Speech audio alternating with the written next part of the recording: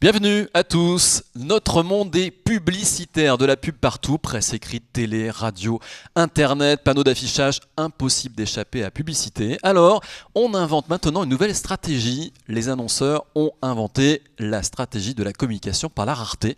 On va en parler avec les étudiants de la licence pro communication de proximité et nouveaux médias de l'UT de Cergy-Pontoise, ici, dans le studio de Sarcelles. On en parle avec Cynthia, Kevin, Mélina et Émilie. Et on va commencer tout de suite avec Cynthia. Un constat, Cynthia, bonjour. Bonjour. La pub, elle est vraiment partout. Ah oui, tout à fait. Donc vraiment, dans notre quotidien, on assiste à un essor de la communication ainsi qu'une multiplication des médias. La publicité est extrêmement présente dans notre vie sans vraiment qu'on s'en rende compte. Donc par exemple, saviez-vous qu'une personne comme vous et moi voit Surtout vous, hein. Surtout moi, surtout vu que je suis dans la communication, donc voit environ 350 publicités par jour. Tant que ça. Juste en se promenant dans la rue. Ah ouais. Donc c'est vraiment un chiffre énorme, sachant qu'il n'est pas tout à fait exact, vu que maintenant, avec Internet, on voit beaucoup de publicités via notre interface, donc ce chiffre ne fait que gonfler. Donc maintenant, on peut voir que le but des publicitaires, c'est vraiment l'omniprésence. Une campagne publicitaire est vraiment faite pour être connue et associée à la marque. Cependant, nous sommes vraiment tellement assaillis par ces marques, ces slogans, ces affiches, qu'on n'y prête plus du tout attention. On peut se poser la question, trop de communication tutelle la communication. Donc on assiste vraiment à un effet de saturation. Et il y a une marque qui est synonyme de cette communication par répétition. Oui, tout à fait, la publicité Carglass. Je pense que vous l'avez vue. On l'a même trop vu sur la télévision.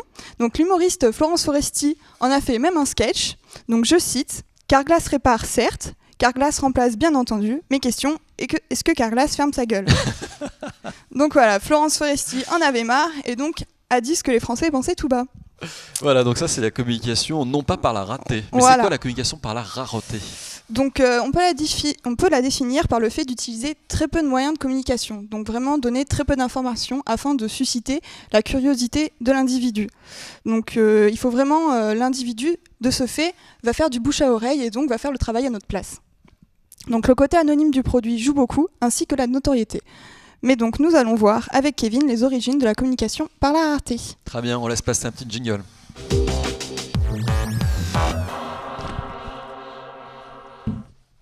Alors, la communication par la rareté, on a le sentiment que ça nous vient des États-Unis, une fois de plus. Les vedettes américaines, comment elles deviennent des stars hollywoodiennes ? Finalement, en se montrant un peu moins présentes. On en parle avec Kevin. Bonjour Kevin. Bonjour. C'est vrai qu'on peut dire que la communication par la rareté, ça nous vient du monde artistique ?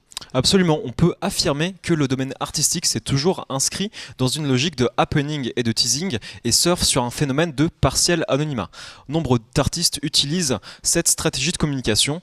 En fait, d'autres sont des victimes involontaires de ce phénomène psychosociologique. En réalité, ce sont des choix soit spontanés, soit étudiés, soit calculés lorsqu'il s'agit de créer un partenariat avec une marque. Vous pensez à qui en particulier ? Dans le domaine musical, on ne peut pas évoquer la communication par la rareté sans parler des Daft Punk. Avant leur récente popularisation aux côtés de grandes stars pour leur dernier album, le groupe se faisait souvent inaccessible, toujours muni de leur masque. Tout de suite, quelques images.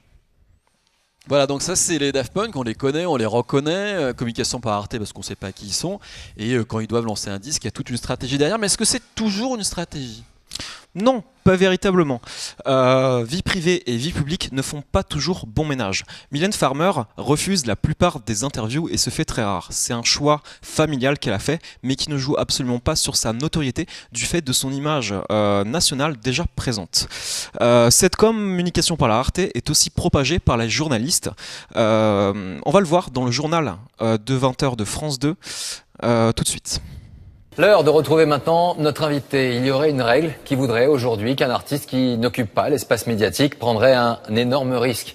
Elle a fait un autre choix, celui de la discrétion. Elle est peut-être d'ailleurs la seule qui puisse en France se le permettre à ce point. Le silence. Et puis hier soir, après 4 ans d'absence sur scène, ça s'est passé comme ça.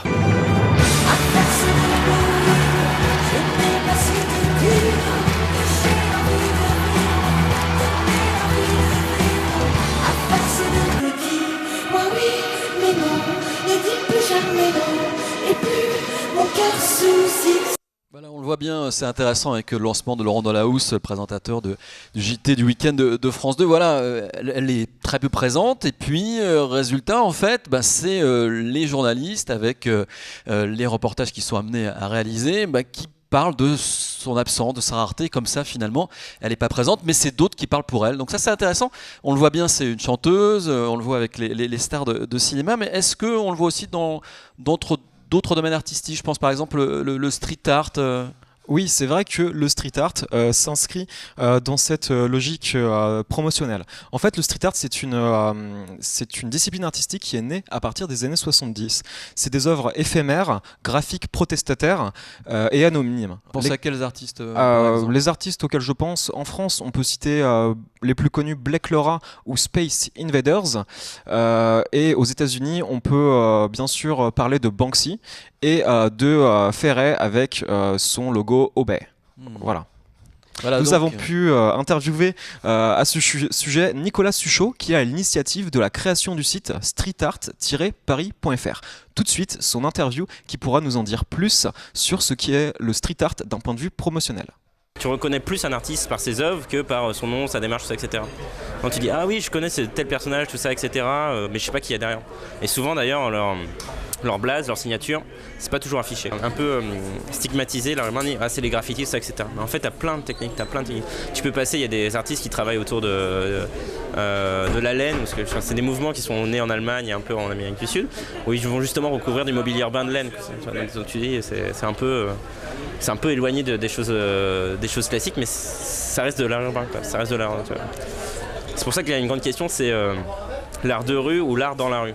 Mais aujourd'hui, t'as beaucoup de graffeurs qui s'en foutent, clairement, il faut le dire, ils s'en foutent d'être soit reconnus, aller en galerie, être pris en photo, tout ça, etc. Aujourd'hui, tu vas aller voir, je peux prendre une photo avec vous, tout ça, etc. C'est non, quoi. C'est niette, quoi. Le mec qui graffe, il bombe sur des murs, mais t'as un peu une dichotomie parce que les mecs graffent sur des lieux qui sont très visibles. Et derrière, ils veulent pas être pris en photo. Donc tu dis, bon, les gars, c'est totalement contradictoire. T'as un pont naturel à créer.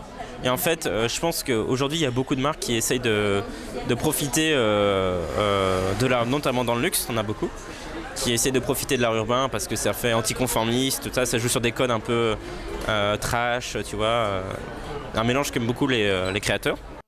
Voilà, c'est intéressant là, les créateurs et puis évidemment les grandes marques qui essaient de récupérer les codes. Mais cette communication, le street art, ça prend plusieurs formes? Oui, ça prend plusieurs formes. Même le street art a été vulgarisé et peut surfer sur des codes commerciaux et marketing de nos jours. Banksy a d'ailleurs réalisé un film sur Mr Greenwash. Mr Greenwash est un cinéaste français qui l'a suivi anonymement également pendant des années en faisant un documentaire sur lui. Arrivé un jour, il a décidé lui aussi, Mr Greenwash, de devenir un street artiste en s'imprégnant des codes publicitaires du street art mais en ne respectant absolument aucune règle de l'art. De nos jours, il est millionnaire alors que son talent est remis en cause par les plus grands. Comme quoi, des fois, la surcommunication a du bon et reste efficace. Voilà, l'un n'empêche pas l'autre. En communication par voilà, c'est ça. On va pouvoir voir quelques images normalement de Mr Greenwash. Voilà, Mr Greenwash, on a vu tout à l'heure les images. Donc voilà, très clairement, l'un n'empêche pas l'autre, on peut surcommuniquer ou communiquer par la rareté. Tout à fait. D'ailleurs, je pense que les spectateurs ont déjà vu dans la rue ou sur des textiles l'image suivante d'Obey. En réalité, c'est Ferret, une icône du domaine du street art. Il a dupliqué et affiché son affiche à travers le monde dans toutes les grandes villes plus d'1 million de fois. Voilà, c'est le Carglass du street art. Voilà, c'est ça, en quelque sorte. Merci Kevin. Dans le domaine politique, ces différents choix stratégiques sont aussi intéressants. Mélina va nous en parler tout de suite. Voilà. Excusez-moi. Voilà, allez, changement de plateau, jingle.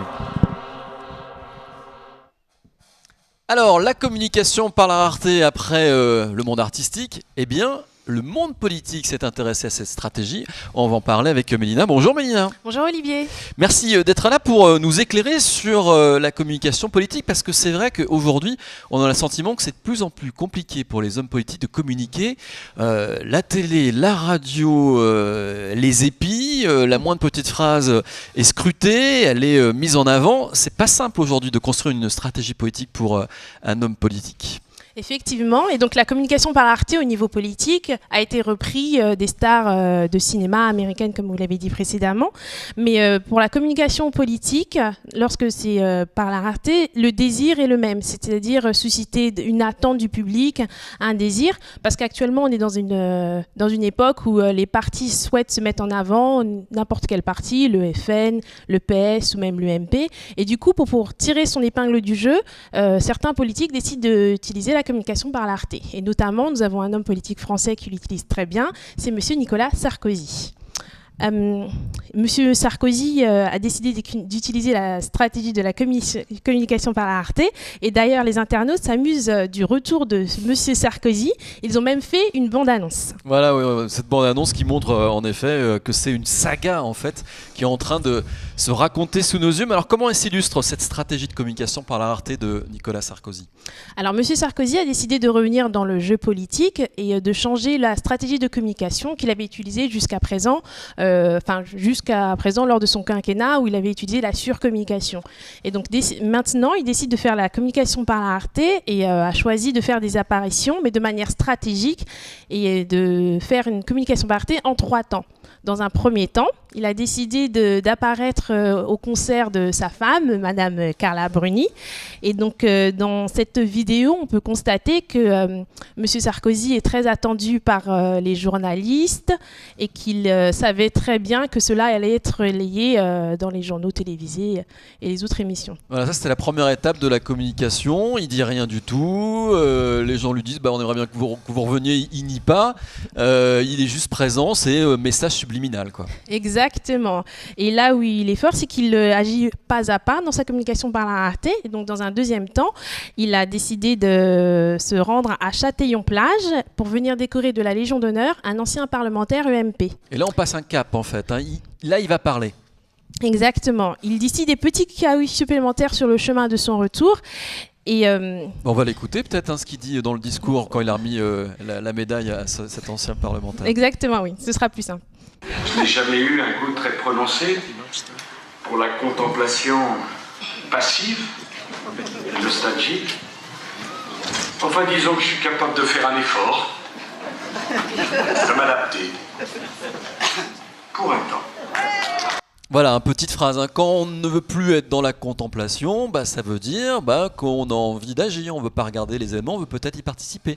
C'est la lecture qu'on peut faire. Et puis il a même distillé une autre petite phrase ce jour-là. Exactement. Il a observé la plage et je cite, il a dit « Là où la mer est passée, elle reviendra ». En clair, j'étais candidat à la présidentielle, je peux peut-être revenir. Exactement. Bon, ça laisse libre cours à toutes les interprétations. Oui, et il va appuyer un petit peu plus son propos dans un troisième temps, et grâce à ses proches notamment. Ce n'est pas lui qui va argumenter le fait qu'il doit revenir, mais ses proches de l'UMP notamment. Et ils vont argumenter en indiquant que ce n'est pas M. Sarkozy qui a des ambitions politiques. C'est parce s'il revient, c'est parce que la France a besoin de M. Sarkozy. Alors qui c'est qui a dit ça? Alors, on va voir une vidéo tout de suite de Madame Chirac. Qui était interviewée sur Europe. Selon vous, Nicolas Sarkozy reviendra-t-il? Est-ce qu'il sera candidat à la présidentielle en 2017? Ça, je l'espère. Alors là, ça, je l'espère. C'est le seul à droite pour vous? Pour moi, oui. Il a dit qu'il reviendrait. Mais vous savez comment? Mais j'ai interdiction de le dire. Mais il vous l'a dit. Je vous dis, il va me gronder, hein. Je ne vous demande pas de me dire ce qu'il vous a dit, je vous demande de me dire s'il vous a dit. Ça revient il même. va parler de ses intentions. Ça revient même. On comprend que la réponse est oui. Bon, évidemment. Oui, voilà. C'est drôle, voilà. Maintenant, c'est son entourage qui vient distiller des phrases. Alors là, celle-ci, on ne peut plus claire. Oui, voilà. Mais il contrôle toujours quand même la parole. Elle le dit, mais indique quand même qu'elle ne doit pas trop en dire. Elle le dit clairement d'ailleurs. Et je vous propose d'écouter la vidéo d'un expert, Monsieur Boussange, qui est un expert en communication politique et qui est adjoint au maire dans le Val d'Oise et qui est notamment intervenant dans notre licence professionnelle de proximité Nouveaux Médias. Et il analyse donc la stratégie de Nicolas Sarkozy. Dans le cas de Nicolas Sarkozy, il n'est plus aux affaires, donc pour lui, il serait inutile, voire préjudiciable, de continuer à courir les plateaux télé. Donc voilà, il dispense sa parole comme ça, avec parcimonie. Et surtout, ce qu'il essaye de faire, c'est de renouer avec les Français avec une image plus chaleureuse, plus proche de ses concitoyens. Le président Sarkozy a compris, c'est que la surexposition médiatique qui était sa marque de fabrique l'avait finalement plutôt desservi et que les Français, au moment des dernières présidentielles, étaient plutôt lassés de ça. Donc là, maintenant, bon, je pense qu'il est très bien conseillé également. D'une part, il n'a pas d'autre choix puisqu'il n'a plus de fonction élective. Et puis, c'est vrai que c'est une stratégie qui ne peut être que gagnante pour lui. De se constituer un personnage avec du recul, voilà, prendre du poids, et autrement que par l'agitation et l'omniprésence. Alors Mélina, c'est intéressant, mais la question qu'on peut se poser, c'est est-ce qu'on peut utiliser tout le temps la communication par la rareté? À quel moment utiliser cette forme de communication? Alors la communication par la rareté ne peut être utilisée que pour de grands enjeux politiques tels que les présidentielles.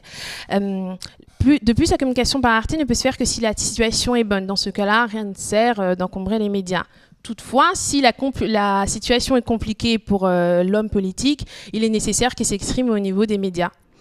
Si on reprend l'exemple de M. Sarkozy, il a décidé de revenir sur le devant de la scène grâce à la télé notamment, mais lorsqu'il souhaite un peu plus argumenter son propos, il utilise la presse écrite telle que Le Figaro ou Le Point derrière nous.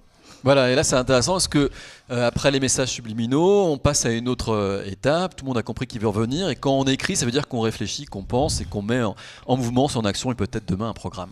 Voilà. Et ben merci pour cette analyse. Merci Olivier, et tout de suite nous allons voir la communication par la rareté, mais dans un niveau commercial grâce à Émilie. Très bien.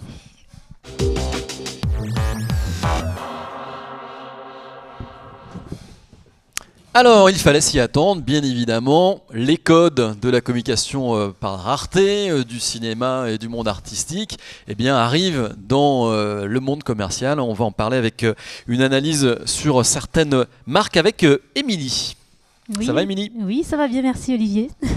Donc nous pouvons voir effectivement que la communication par la rareté s'est étendue plus largement au grand public via le commercial. On trouve plusieurs types de communication par la rareté dans ce domaine commercial. Donc un premier donc dans le hors média, donc tout ce qui correspond à l'envoi donc de communiqués de presse, mais également tout ce qui concerne le digital, donc avec les blogueuses, et également une communication dite éphémère qui, elle, définit une action ponctuelle, limitée dans le temps, donc c'est-à-dire une semaine, un mois ou 15 jours. Alors, qu'est-ce qu'il en est de la communication hors média? Ça existe aussi? On peut l'illustrer Oui, donc, alors je prends un exemple tout simple. Schweppes, par exemple, ils ont lancé un créneau de communication hors média très intéressant. Donc tous les ans, ils lancent des campagnes de publicité qu'ils ont institutionnalisées avec des égéries différentes. Donc tout le monde attend ces communications, donc qui sont ciblées et codées, donc à destination du grand public, mais également des réseaux sociaux. Oui, voilà, on a pensé, c'était Nicole Kidman, la première qu'on a vue dans les pubs. Tout à fait, et cette année, justement, il s'agissait donc de Penelope Cruz. Et pour pouvoir faire donc deviner aux blogueuses donc, qui se cachait derrière cette nouvelle égérie, derrière cette nouvelle égérie, ils ont fait un envoi de boîtes avec des accessoires. Donc un premier envoi avec des boîtes contenant des cercles créoles, qui représentait Penelope Cruz qui avait joué dans un film dans lequel elle portait donc ces fameuses créoles. C'était du teasing, c'était un petit jeu pour deviner justement qui était un teasing, l'égérie voilà exactement. Et un deuxième envoi de boîte dans lequel dans ces boîtes contenaient donc des ballerines qui rappelaient Penelope Cruz qui avait été danseuse auparavant. Ah d'accord, ok, donc on peut retenir finalement de cette communication par Arte hors média quoi exactement? Est-ce que c'est si simple que ça à construire? Ce n'est pas si simple parce que le lancement d'une campagne donc hors média suscite d'être souvent d'être créatif, d'être sans cesse innovant pour trouver donc un nouvel ambassadeur de la marque. Et bien sûr, les avantages, c'est que cela crée un phénomène d'attente et donc crée le buzz autour de la campagne de communication de la marque. Voilà, donc nous, l'émission est consacrée à la communication par la rareté, mais il y a aussi en communication la rareté éphémère. Oui, donc outre le hors média, il y a également la communication par la rareté dite éphémère. Donc, je prends l'exemple de Mercedes, il y a un an, Mercedes a lancé son nouveau petit 4x4 GLA ainsi que sa nouvelle classe C. Et donc, ils ont fait ériger un showroom éphémère dans lequel ils ont invité des marques qui sortent totalement de leur domaine d'action. Donc, par exemple, ils ont invité les lingeries de marque de luxe Bel Air et également le chef étoilé Jean-François Piège qui tenait un restaurant dans ce même showroom.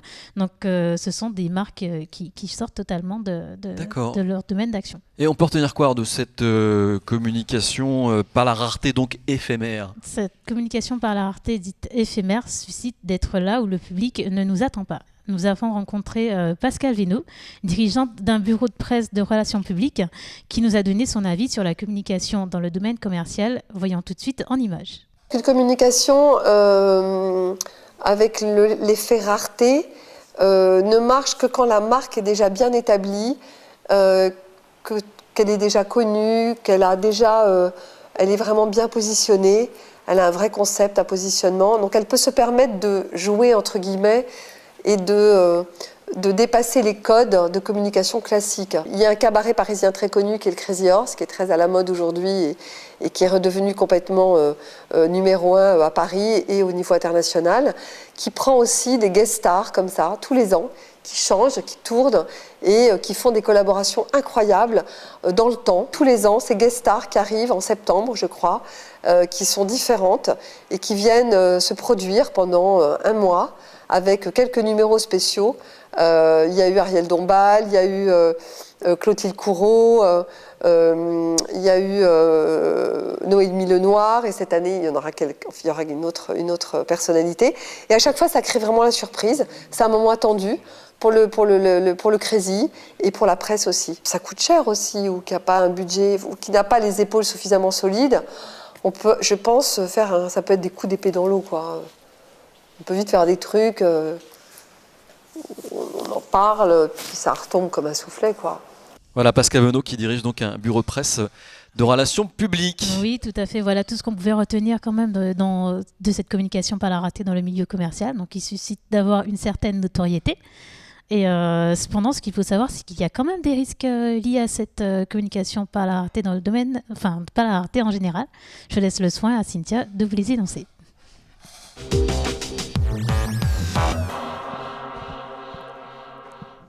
Alors, les risques de la communication par rareté, bah oui, il y a des risques dans la vie de tous les jours, en traversant la route, tout peut arriver. Donc évidemment, dans la communication par rareté, il peut y avoir des risques, Cynthia. Oui, tout à fait. Donc en fait, la communication par la rareté est très efficace, mais elle est difficile à maîtriser. Chaque domaine révèle des risques à sa pratique. Par exemple? Donc par exemple, en ce qui concerne le domaine commercial, si vous êtes une petite entreprise et vous effectuez ce type de communication lors d'un lancement de produit, on vous ne connaît pas, vous avez très peu de notoriété, donc on risque de ne pas vous entendre et donc votre produit il passera à la trappe. Au niveau de, si vous êtes une grosse entreprise, vous risquez donc de ne pas toucher votre cible principale, donc une perte de clients, donc un risque de perte d'argent. Dans le domaine politique, les politiciens doivent vraiment être charismatiques pour pouvoir gérer leur image, vu que maintenant avec les médias, Internet, on peut trouver toute une sorte d'informations, beaucoup d'informations sur le politicien, et donc il doit vraiment gérer son image en étant très peu devant les médias. Et donc on peut voir, à cause de nombreuses informations, il peut y avoir un risque de rumeurs, et souvent des rumeurs négatives sur leurs images. Pour le milieu artistique, la CET doit vraiment avoir une forte notoriété ou sinon vraiment avoir un produit stupéfiant, sinon on ne l'entendra pas du tout. Donc pour conclure, il est important d'avoir certaines cartes en main pour pouvoir utiliser la communication par la rareté. Très bien, merci Cynthia. Merci à vous. Et merci à Kevin, Mélina et Émilie pour cet éclairage original sur les moyens de communiquer aujourd'hui. On peut aussi communiquer par la rareté. On se retrouve très bientôt avec les étudiants de la licence pro communication de proximité et nouveaux médias de l'UIT de Cergy-Pontoise dans leur studio à Sarcelles pour un nouveau rendez-vous de Demain la Com.